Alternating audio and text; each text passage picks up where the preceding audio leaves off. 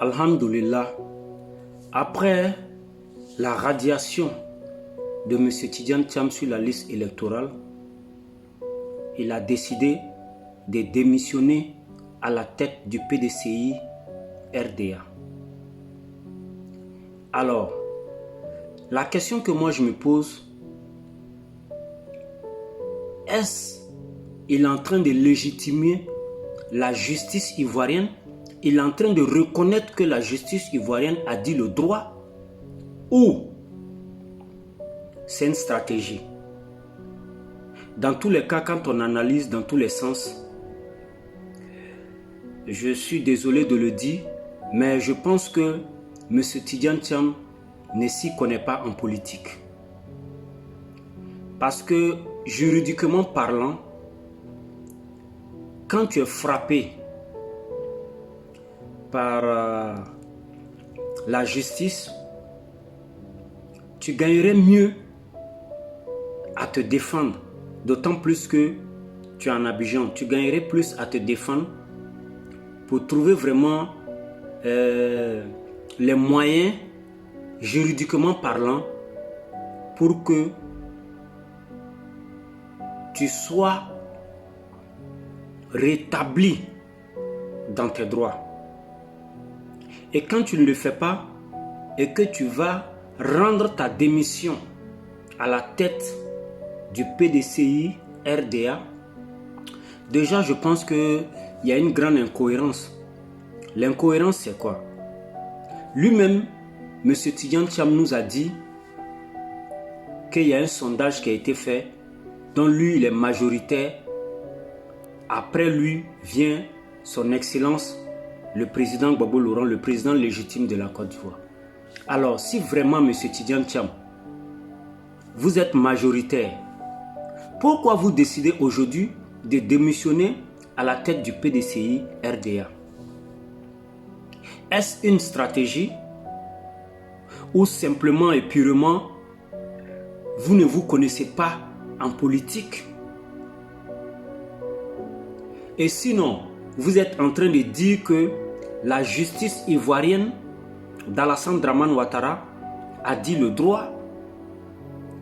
Ce que moi je veux comprendre dans tout ça, c'est est-ce que c'est nécessaire pour vous de démissionner? Et si vous démissionnez, c'est que quelque part vous vous reprochez quelque chose. Et même si c'est une stratégie, ça finira par vous rattraper. Parce que vous contournez la question juridique dont vous êtes frappé. Et vous trouvez d'autres portes de sortie. Mais c'est une vraie incohérence au fait. C'est d'être un amateur politiquement parlant. En même temps, M. Cubière, vous avez décidé de ne pas faire la RLE, de ne pas faire l'audit de la liste électorale. Et vous dites que vous la ferez, mais après les élections. Je pense que vous pensez être des intellectuels, mais en réalité, vous n'êtes pas intellectuels. À quoi nous servira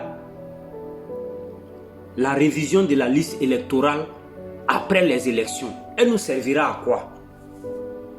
Objectivement parlant, en quoi elle va nous servir si on doit la faire après les élections et non pas avant les élections? Par moment, quand vous faites des choses là, soyez un peu cohérents. Écoutez-vous un peu pour comprendre. Vous pensez que la population ne réfléchit pas? Aujourd'hui, plus que jamais, nous avons décidé de suivre les questions politiques de notre patrie. Parce que on est redevable. Nous, on vous écoute et vous dites des choses sans penser que nous aussi on réfléchit. Mais ne vous moquez pas de notre intelligence.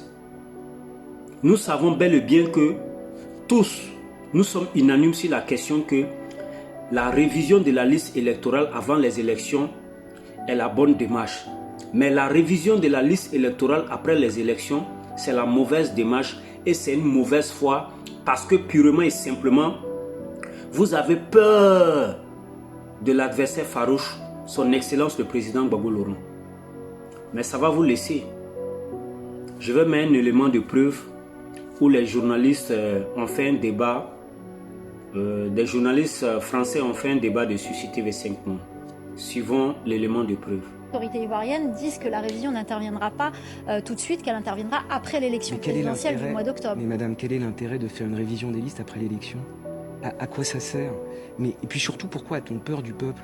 Pourquoi a-t-on peur qu'un certain nombre de personnes qui veulent participer à ce scrutin puissent s'inscrire? Pourquoi a-t-on peur qu'il y ait plusieurs candidats? Je vois qu'indépendamment de M. Thiam, il y a un certain nombre de figures de l'opposition qui ne sont pas présentes à l'élection. Pour d'autres raisons.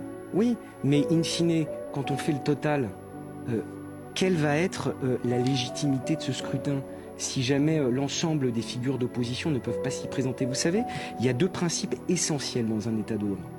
Le premier, c'est la sécurité juridique. Je vois que aujourd'hui, le président Ouattara a reçu un certain nombre de chefs d'entreprise qu'il veut faire un New Deal public-privé. C'est le Africa CEO Forum. Mais comment voulez-vous que des gens investissent dans ce pays avec une telle insécurité juridique, politique et sociale? Comment voulez-vous que dans le concert des nations, la Côte d'Ivoire soit respectée si jamais elle ne respecte pas les garanties minimales d'un état de droit? C'est ça qui est en jeu aujourd'hui.